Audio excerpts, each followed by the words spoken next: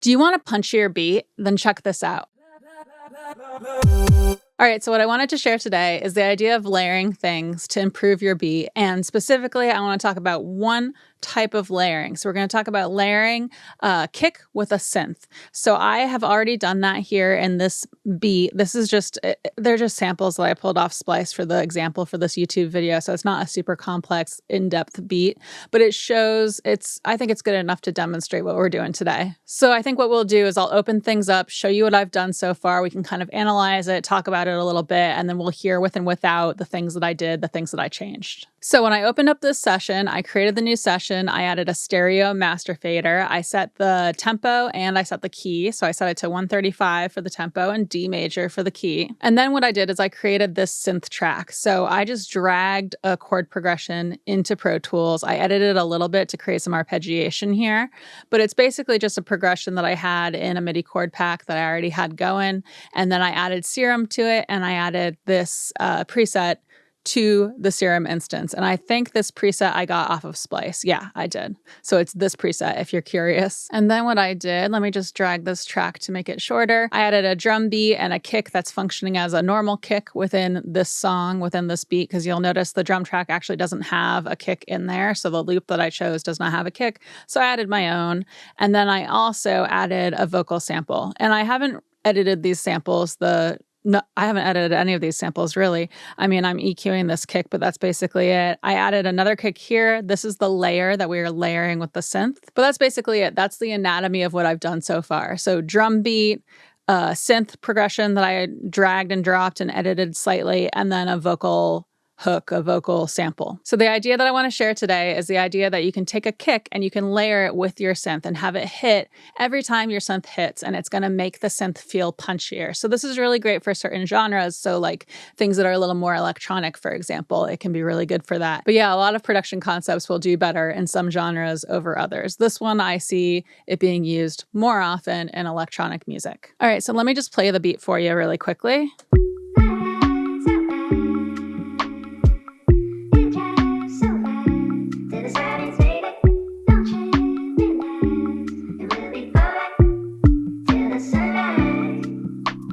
So that's all I have so far. So what I did when I got to the point where I was ready to make this synth feel punchier is I grabbed my kicks. So I actually grabbed both kicks at once. Let's actually listen to the kicks. So actually, let me paste this here because I don't think I did much EQing to this track with this kick.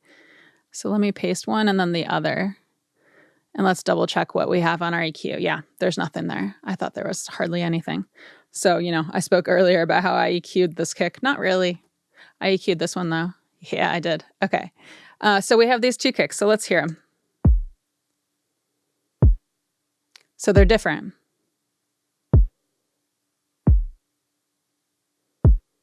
They're very different, right? So the idea is, right, we have one kick that's taking the function of a kick, what a kick normally does within our beat, and then we have one that's going to be layered with the synth to add a bit of oomph and a bit of aggression to the synth hit. So I set this one to the beat. I added fades to it. If I hit tab and then I zoom in, you'll see the fade in, and then I also have a fade out. So I'm going to hit tab to go to the next breakpoint. There's the fade out, right? So I did that for my kicks. I think I did that on these as well. I see the fade out. I think I added it here. Let me zoom in. Yeah, so we have a fade in, fade out. I placed them. I dragged the samples down a little bit for gain staging purposes. So then let's hear the synth by itself, because let's talk about how we layer this kick with the synth. So let's hear the synth by itself.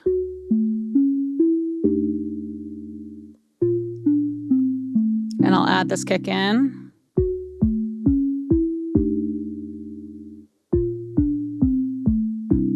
And when it's both of them, it's kind of obvious that they're both going, right? Like they don't blend together as much, quite as much. But let's hear it without our EQ now. The kick is more full, right? So let me pause that. I'm just going to bring this back in. I command clicked on it to bring the plugin back in. So the first thing I did, you'll notice the levels here. So the synth is at negative 7.3 and this kick is actually much lower. So it's at negative 19.1. So for example, if I brought this up to the same level as the synth and what a lot of the other things are on this beat, right? It's going to feel, they're going to feel like they're blending less. It's going to be less subtle. Right now it's standing out way more.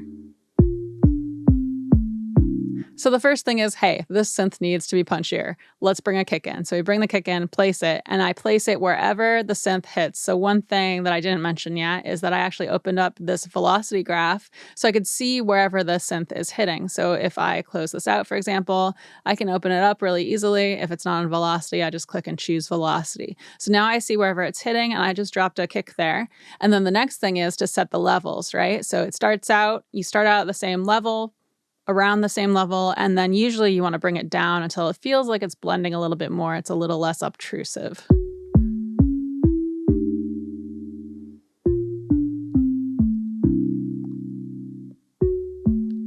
now it's blending a little bit better. It's adding a little bit of punchiness, but it's kind of falling into the background a bit more. Let's hear without again in a second. See how that makes it punchier? I bring it back in.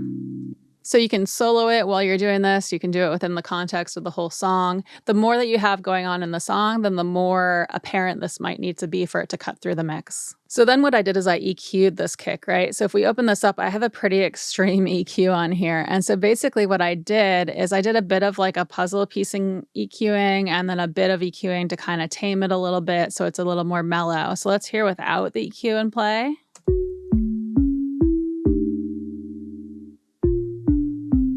And then with it, see how it's more subtle. And the other thing you'll notice is that I EQ'd out a good amount of the sub bass in this kick. So you'll see that there's content here that would exist otherwise, right? It's been reduced pretty significantly.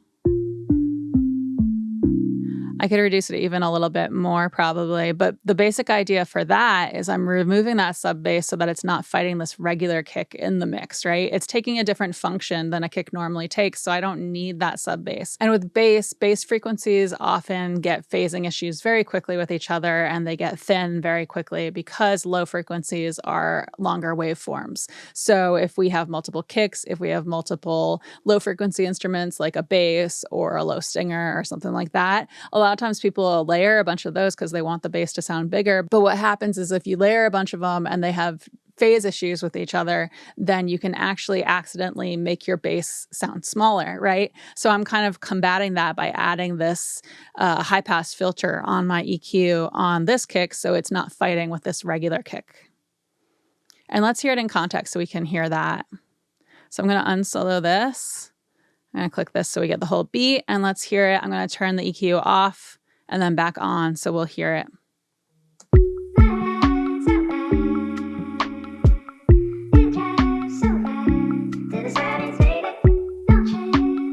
Hear how it's not fighting it as much now?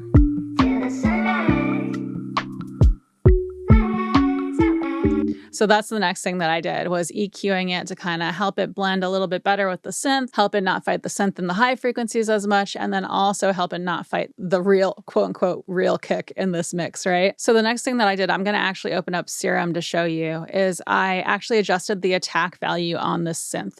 And so what the attack value does is if you increase the attack value, it takes a little bit longer for the onset of the synth sound. So what I did here is I tweaked this attack value, and the whole time I was considering how the attack of that kick sound that I'm layering with the synth is blending with the synth itself. So for example, if you want the synth to leave a little bit more room for that kick attack to pop through, then you increase the attack value. So you make it a higher millisecond number. Whereas if it's kind of giving too much of a separation between when the kick hits and the synth hits, and they don't feel like they're like kind of like one cohesive thing, then you might want to reduce that attack value. So I'm going to play it for a second. I'm going to increase this a good amount. And when I increase it, listen to how they start to separate and kind of become two different entities in a bigger way. And when I decrease it, I want you to listen to how maybe the synth starts to kind of step on the kick attack.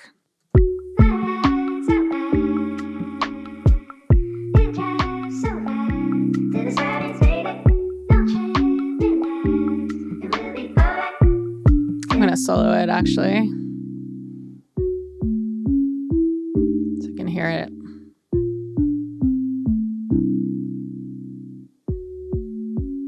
Hear Hear how they're totally separate now. That's really long. That's a really long attack value, but let's bring it in.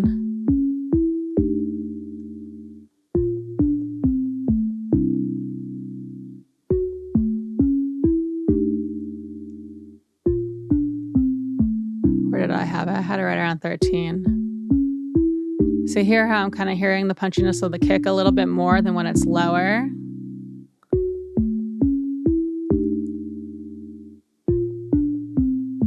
Kind of like it lower a little bit too. It gets a little bit punchier when I bring it out though. And then if I bring it out too far, they're kind of like two separate things in a different way.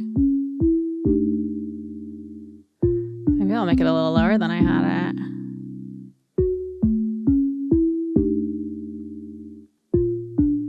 Anyway, that's me getting distracted. But that's another idea for what you can do when you're doing this, when you start to mix it, right? Is you can tweak that attack value on your synthesizer. So then the only last thing that I did here is I added a compressor to glue it together. So let me play it without the compressor.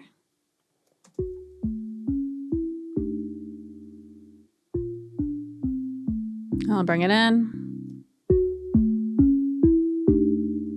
I'm just using the compressor to give it a little bit of glue. Let me bring it into context. Let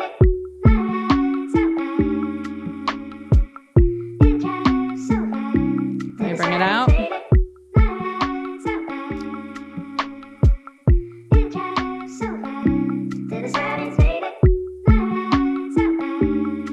So if I were really comparing it there in context, I would probably bring the levels up so we could really compare it without the compressor, right? But hopefully that gives you an idea of what I did here. So then the next thing you could do with something like this is you could start to mix it and maybe add some things to help glue it together a little bit. So maybe like some reverb or delay and have fun with it. And, you know, I think the only other thing that I might do here if I were to do this again, or if I were doing this for a real song that I was working on, is I might look for a kick sound, a kick sample that is maybe shorter and a little bit more electronic and punchier, and maybe it has a fundamental that's a bit higher, right? Because that could help us avoid having the kick that fights with the real kick within the song, right?